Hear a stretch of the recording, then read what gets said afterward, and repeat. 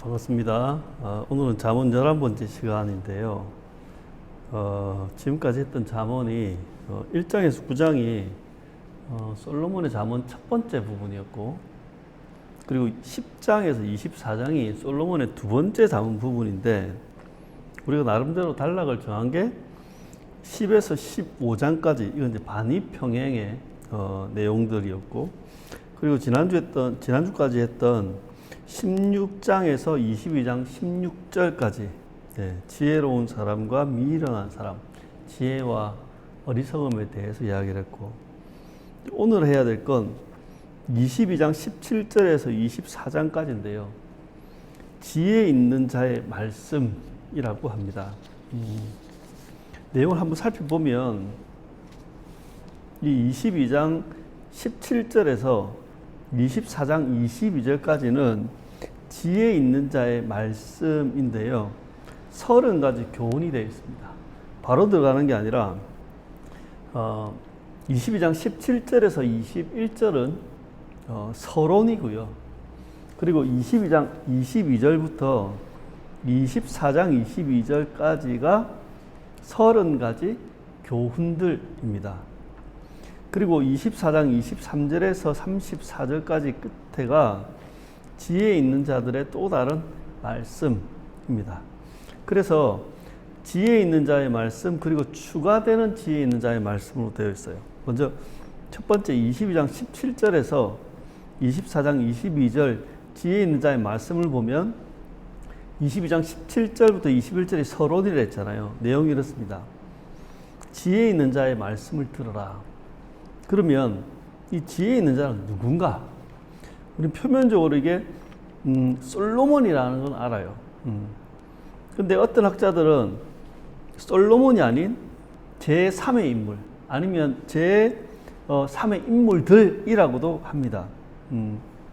근데 이 잠언이 가지고 있는 성격은 뭐냐면, 우리가 이제 착각하는 게 이건데, 솔로몬이 그 전에 전혀 없던 이야기를 새롭게 뭔가 계시받아가지고 창조적으로 뭘 만들어낸 것처럼 생각하는 거예요.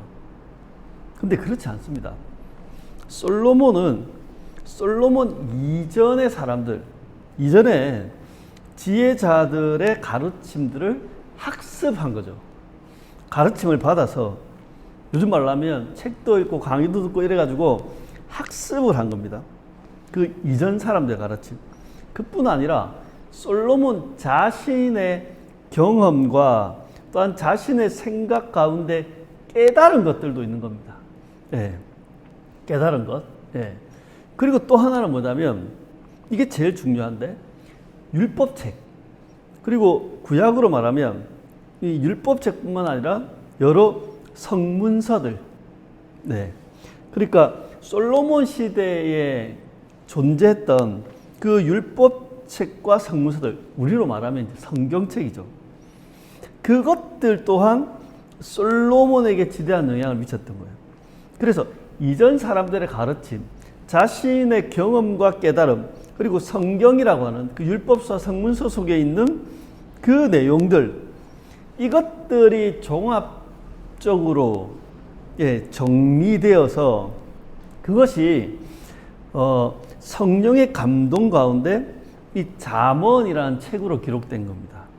그러니까 지혜 있는 자들의 말씀이라고 할 때 이건 뭐냐면, 성령의 감동 가운데 솔로몬이 이전 사람들, 그리고 자신을 포함한 이 성경과 이 율법책과 성문서의 그 모든 것들을 종합해서 이야기하는 겁니다.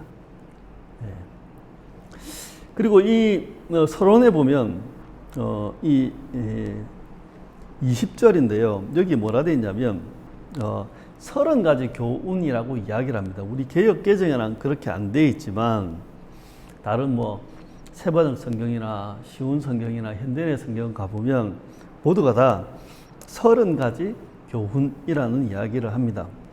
이 30가지 교훈이 왜 필요했는가? 그 목적을 이 서론은 이야기하는데, 여호와를 의뢰하게 하려 합니다. 두 번째는 진리의 말씀을 깨닫게 하려 합니다. 네. 그러니까 이 잠언의 목적, 이 잠언의 어쩌면 전체 목적이 이거잖아요. 여호와 의지하고 또한 그 여호와 하나님이 우리 가운데 계시하신 진리의 말씀을 깨닫는 것. 그거 하기 위해서 30가지 교훈을 아주 집약적으로 이야기합니다. 들어가 보면 이 30가지 교훈은 22장 22절부터 24장 22절까지인데요.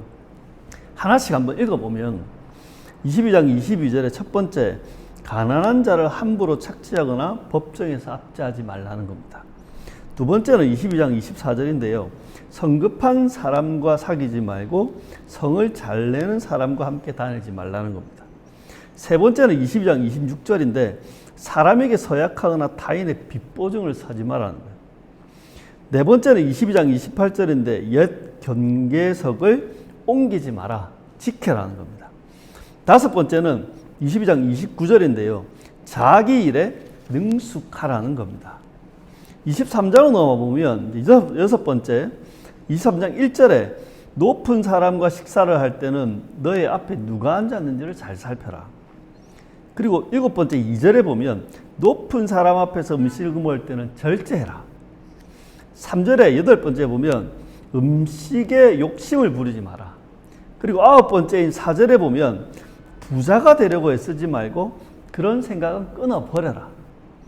열 번째 6절에 보면 인색한 자의 음식을 먹지도 말고 그의 음식을 탐하지도 말라고 합니다. 자, 9절로 와보면 11번째 교훈인데요. 미련한 자의 귀에 말하지 마라. 그리고 10절로 넘어와 보면 옛 지계석을 옮기지 말라는 게 12번째 교훈. 13번째 교훈은 12절입니다. 훈계를 마음에 간직하고 지식의 말씀에 귀를 기울여라. 14번째는 14절인데요. 아이 꾸짖는 것을 삼가하지 마라. 15번째는 죄인의 형통을 부러워하지 말고 항상 여호와를 경외하라. 16번째는 19절입니다. 잘 듣고 지혜를 얻어서 너의 마음을 바르게 이끌어라. 17번째는 20절에 술이나 고기를 탐하는 자와는 어울리지 말라. 18번째, 부모에게 순종하고 업신여기지 말라. 이게 22절입니다. 이어지는 23절은 19번째죠. 진리, 지혜, 훈계, 명철을 소유하라. 그리고 20번째 25절입니다. 지혜와 공의를 행하여서 내 부모를 즐겁고 기쁘게 하라는 겁니다. 23장 27절은 음녀와 이방여인을 멀리하라는 것이고 31절은 술을 멀리하라는 것입니다. 이게 21번째, 22번째입니다. 그리고 24장으로 넘어가 보면 23번째 교훈이 1절에 악인의 형통을 부러워하지 말고 그와 함께 있으려고 하지도 마라. 24번째 교훈은 3절입니다. 집은 지혜와 명철로 세워진다. 25번째 교훈은 10절인데요. 환난을 당할 때 낙심하지 말라는 겁니다. 26번째는 11절입니다. 환난 당한 자를 도와주며 인색하지 말라. 27번째 교훈은 꿀을 얻는 것처럼 지혜를 얻어라. 28번째는 17절입니다. 원수가 넘어질 때 너무 기뻐하지 말라.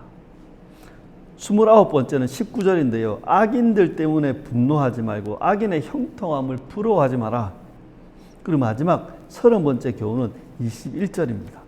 여호와와 왕을 경외하고 반역자와 어울리지 말라. 이게 22장 22절까지 있는 30가지 교훈.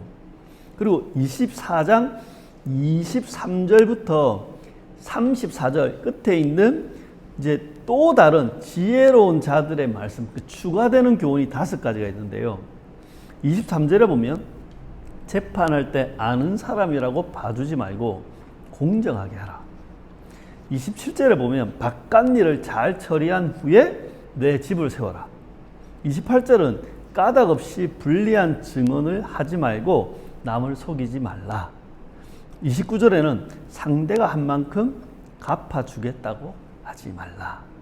그리고 30절에 와보면 게으른 사람에게는 가난과 빈곤이 반드시 들어닥친다. 그러니까 네 할 일을 해라는 겁니다.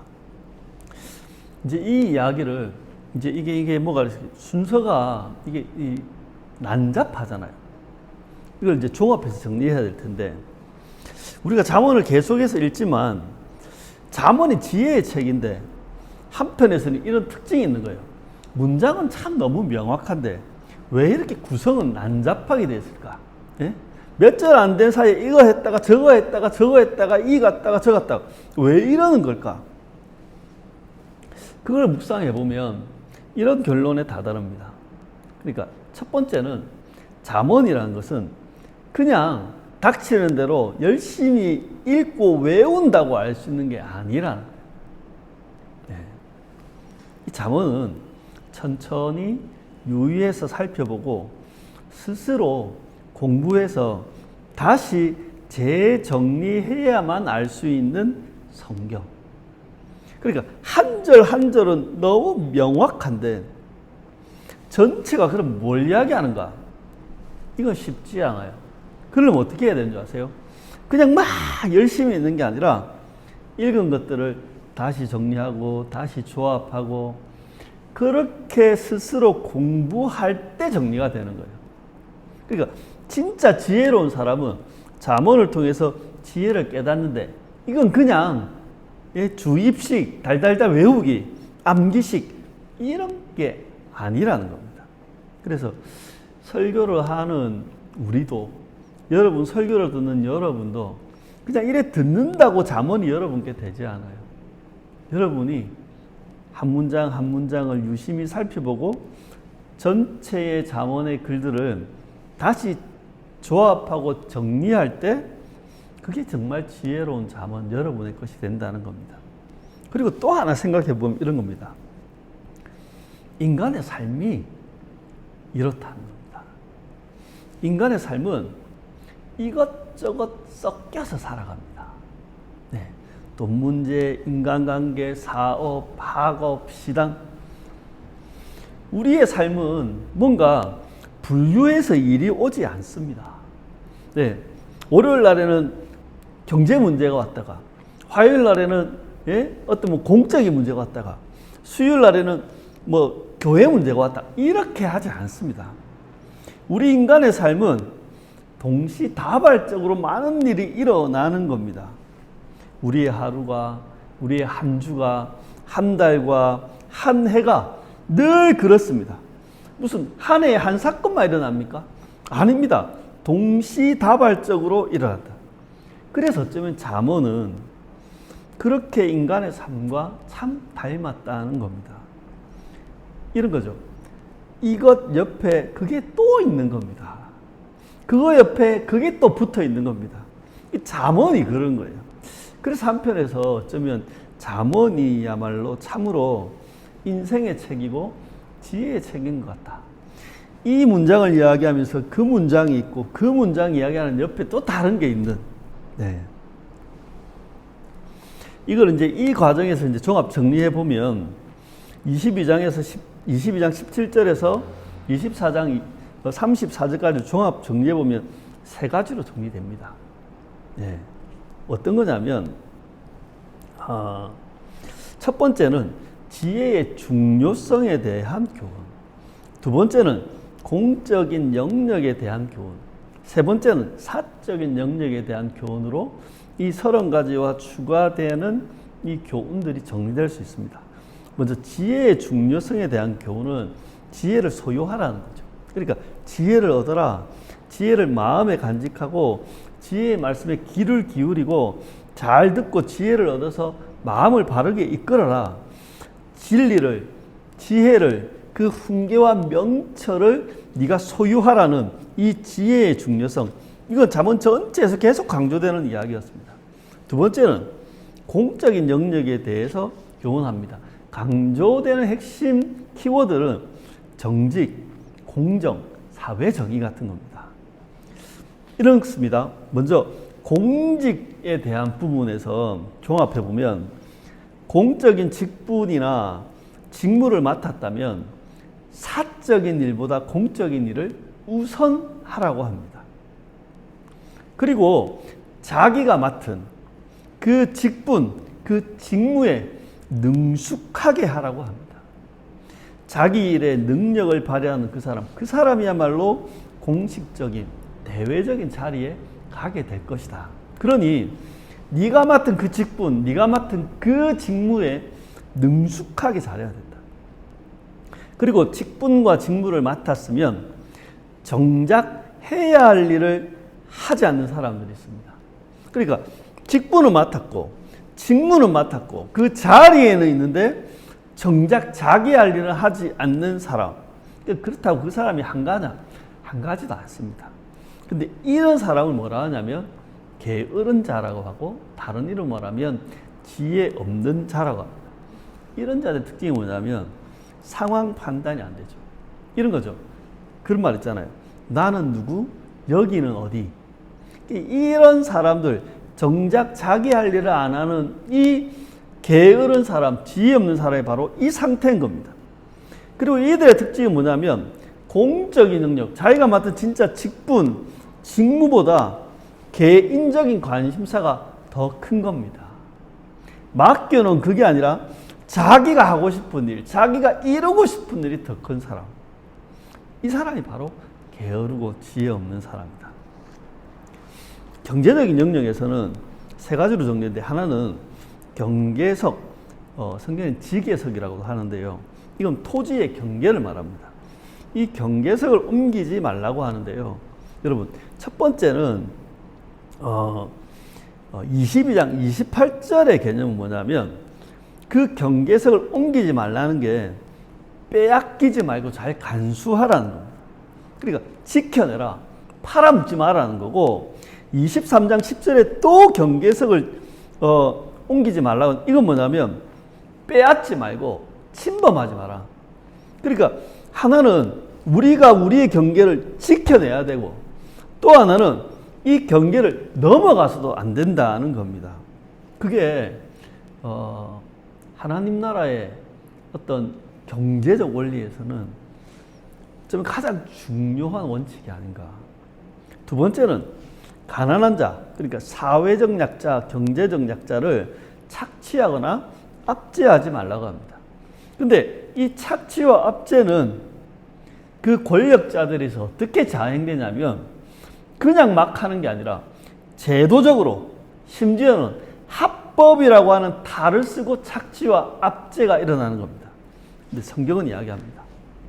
잠언은 이야기합니다.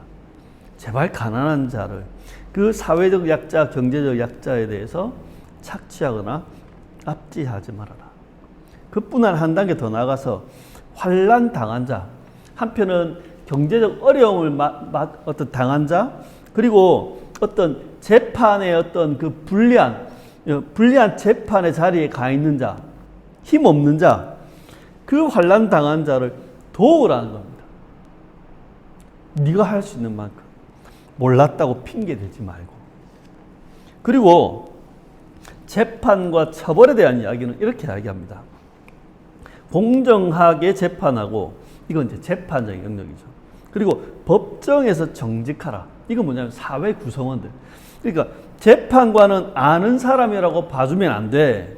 공정하게 판결하고 처벌해야 돼. 재판장은 높은 사람 권력자라고 해서 봐주면 안 돼. 공정하게 판결하고 처벌해야 돼. 백성은 특정인, 아는 사람이든 높은 사람이든 내가 잘 보여야 되는 사람이든 그걸 위해서 거짓 증언하면 안 된다. 속이면 안 된다. 그래서 재판은 공정해야 되고 정직해야 된다. 그리고 또 하나는 뭐냐면 사적인 보복 행위를 하지 말라는 겁니다. 그런데 율법에 보면 눈에는 눈, 이에는 이잖아요. 한 대로 갚아야 되잖아요. 근데 여러분, 이건 아직까지 국가라고 하는 체계가 잡히기 전에 어떤 광야에서 율법인 겁니다. 이제 다윗 왕국, 국가가 만들어졌다면 그게 사회의 어떤 조직과 시스템과 법 체계 안에 들어와 있다면 이제는 사적 보복들은 하면 안 되는 겁니다. 네. 율법은 사적 보복을 허락하지만 이것은 국가가 없는 상황에서 그런 것입니다. 사회적 보복이 뭡니까? 그게 재판이고 처벌인 겁니다. 네. 자, 세 번째는 이제 사적인 영역에 대한 교훈인데요. 이건 좀 많습니다. 크게 한 네 부분 나눌 수 있는데, 첫 번째는 가까운 관계, 윗사람. 그러니까 부모의 말을 잘 듣고 순종하고 부모를 기쁘게 해야 된다. 지혜로운 마음을 갖고 정직하게 말하는 것이 부모를 기쁘게 하는 일이지, 출세해서 유명해지는 것, 그 다음에 뭐 공을 세워서 유명해지는 것, 우리 이걸 입신양명, 공명심이라고 하는데, 이런 게 부모를 기쁘게 하는 게 아니다. 지혜로운 마음을 가지고 정직하게 살아가는 것이 부모를 기쁘게 하는 일이다. 아랫사람한테는 아이를 훈계하라고 합니다. 그러니까 아이는 어린아이만 말하는 게 아니라 젊은이들. 그러니까 젊은이들에게 가르치고 잘못된 거 혼내고 꾸짖고 할 말은 해라는 겁니다.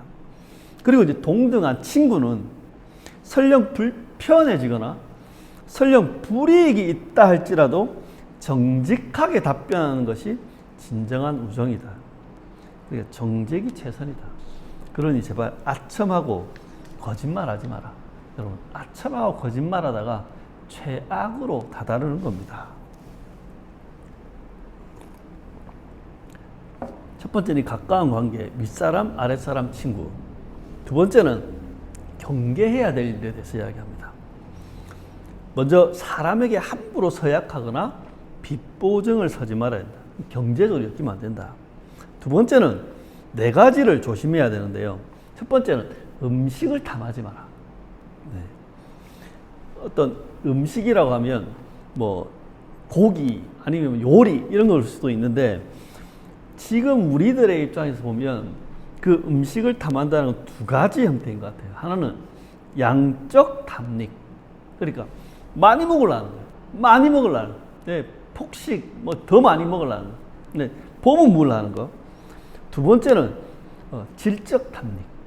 맛집 찾아다니고 미슐랭 따지고 고급지근 따지고, 예, 그것 또한 음식을 탐하는 겁니다. 성경은 음식을 탐하지 말라고 합니다. 두 번째는 부자가 되려고 하지 말아야 합니다. 그러니까 이런 거죠. 한편은 재물 욕심, 또 하나는 권력 욕심입니다. 네. 내가 부자가 되려고 하지 말라는 거예요. 그게 잠언에서 말하는 지혜로운 삶입니다. 네. 여러분, 부자가 되려고 부자가 되는 게 아닌 겁니다. 성경의 원리는 성실하게 자기에게 주어진 그 일들을 착실하게 해 나갈 때 서서히 부자가 돼 가는 겁니다. 예? 부자가 목표가 아닌 겁니다. 성실한 하루하루의 삶, 우리에게 맡겨진 그 과정을 살아가는 게 목표이지 부자를 목표로 살지 말라는 겁니다. 세 번째는 성적으로 문란하지 말라는 겁니다. 여기 보면 음녀, 이방녀를 대표되는데, 성적으로 문란하면 사람에게는 배신자가 됩니다. 언약을 저버린 자가 되죠. 네, 간음자가 되죠. 근데 하나님께는 배도자가 됩니다. 그래서 성적으로 문란해지면 안 된다.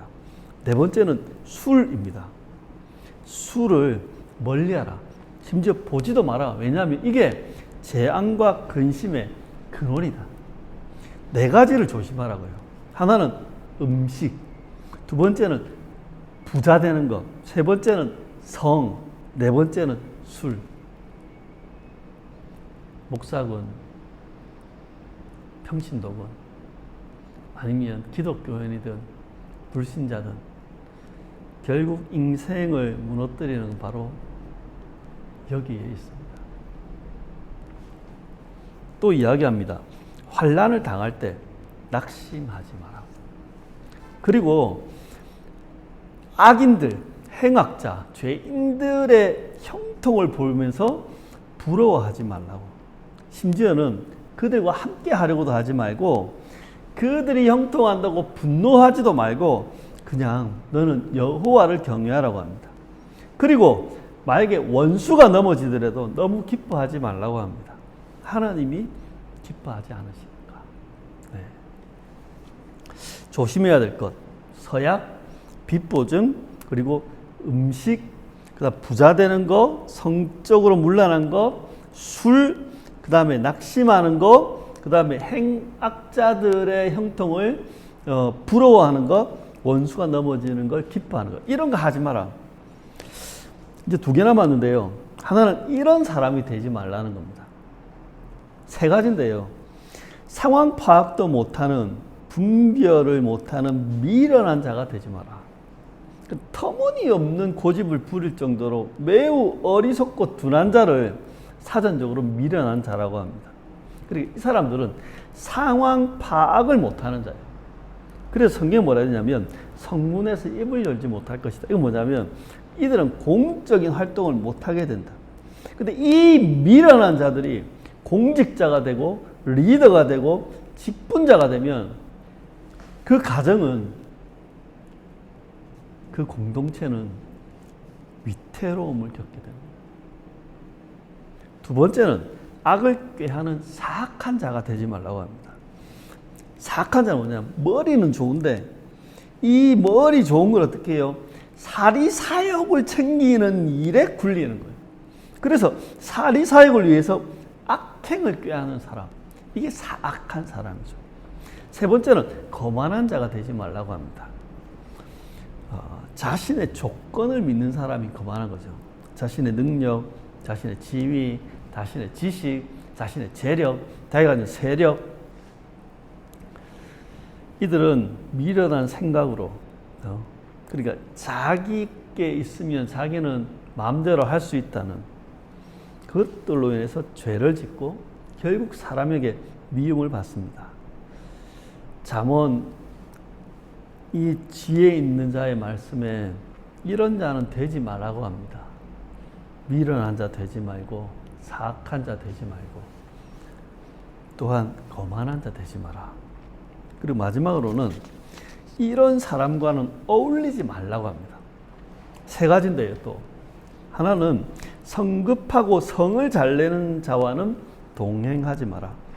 요즘 우리 세대의 말로 하면 분노 중독자, 분노 조절 장애자 같은 사람, 이들과 함께하면 같이 죽는 겁니다. 같이. 2번째는 술과 고기를 탐하는 방탕한 자와 사귀지 마라. 요즘 말하면 식탐자, 또 다르게 말하면 알코올 중독자입니다. 술을 한 잔 먹는 이런 게 아니라 술에 절어 있는 상태의 사람, 그게 바로 방탕한 자, 술과 고기를 탐하는 방탕한 자죠. 이들과 사귀게 되면 심각한 경제적 피해를 입게 되고 무너지게 된다, 우리의 삶이. 마지막 3번째는 반역자와 사귀지 말라고 합니다. 반역자에는 정치적인 반역자, 사회적인 반역자, 종교적인 반역자가 있습니다. 네. 그러니까 정치적인 반역자는 그 사회 제도, 그 다음에 사회의 어떤 질서를 무너뜨리고, 네, 반역을 일으키는 자죠. 그 기존의 질서를 자기 스스로 파괴하려는 자. 네. 그 내란, 뭐 이런 게 반역행위라고 하잖아요. 네. 사회 질서를 파괴하는 자. 종교적 반역자는 뭐냐 하면 배도자입니다. 네. 그리고 이 요즘 같은 사회에서는 반사회적인 사람들도 있습니다. 뭐 이렇게 뭐랍니까? 정신분석에서는 반사회성 인격 장애, 예, 그걸 우리는 소시오패스 이렇게도 이야기하는데, 그러니까 사회적으로, 정치적으로, 종교적으로 그 기존의 질서를 파괴하고 대항하고 무너뜨리는 자, 그 반역자는 사귀지 마라. 그러니까 이런 사람하고는 어울리지 마. 성 잘 내는 사람, 술과 고기를 탐하는 방탕한 자, 반역자.